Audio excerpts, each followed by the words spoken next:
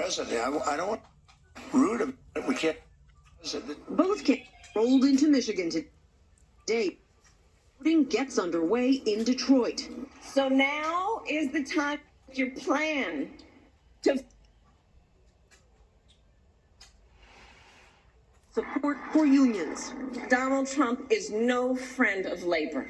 Trump has taken an unusual tack in Michigan lately, dissing the state's largest city twice in the past 10 days. Well, we're a developing nation, too. Just take a look at Detroit. Our whole country will end up being like Detroit if she's your president. Today, Harris called that unhinged. The former president is insulting the people of the state. And she brought up a new report claiming Trump aides cited exhaustion as the reason Trump passed on a recent media interview. If he can't handle the rigors of the campaign trail, is he fit to do the job? Trump quickly fired back. I'm not even tired. I'm really exhilarated. You know why? We're killing her in the polls.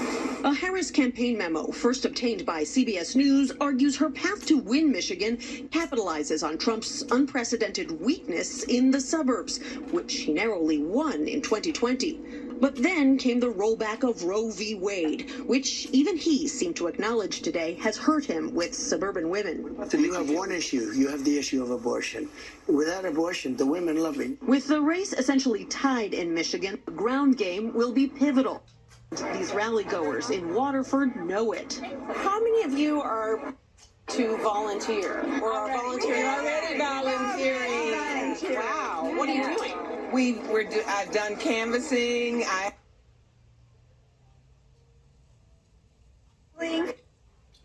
Groceries in my neighborhood, 300 this past 2 weeks. All right.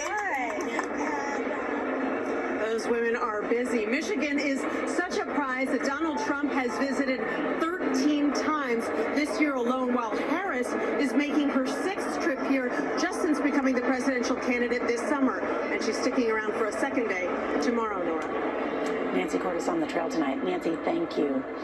This news now. Today, the judge overseeing former President Trump's federal election interference case released nearly 1,900 pages of evidence gathered by special counsel Jack Smith. Evidence Trump didn't want out there until after the election. CBS Scott McFarland has been poring over all these documents. Good evening, Scott. What's in there? There's a lot there. Former President Trump is calling the federal judge in this case, Tanya Chut, full person for releasing these nearly 2,000 pages of evidence submitted by special counsel Jack Smith. In one of the depositions released today, a White House aide told investigators when Trump was informed there was rioting at the Capitol January 6th, he responded by saying, "Oh, really? Let's go see." Then the aide handed him the TV remote control. The aide said he then went to grab Trump a Diet Coke. Jack Smith has argued Trump scrolled his phone and watched the attack on TV that day without immediately calling off the rioters. Trump tried to delay the release of these passages until after the election, but Nora, Judge Chutkan ruled holding back from the public would be election interference. All right, Scott McFarland, thank you for looking through those documents. Turning now to the Middle East and the fallout over the killing of Hamas leader Yahya Sinwar. There is renewed in Gaza and in the war.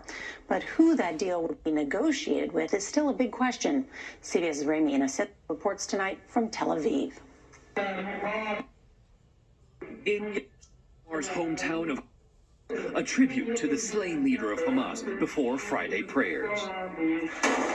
For the past several weeks, Israel said its 828th Brigade had been sweeping southern Gaza, including the Tel al-Sultan refugee camp in Rafah, where IDF soldiers on Wednesday spotted 3 masked militants and exchanged grenades and gunfire, killing the third. IDF says a drone found him slumped over. From the street, a tank took aim and fired. Only the next day could Israel confirm this was Sinwar. Bye-bye, Sinwar. Joy was immediate for many in Israel, but not for all. And what? Glad is not the right word, because you never want somebody to be dead.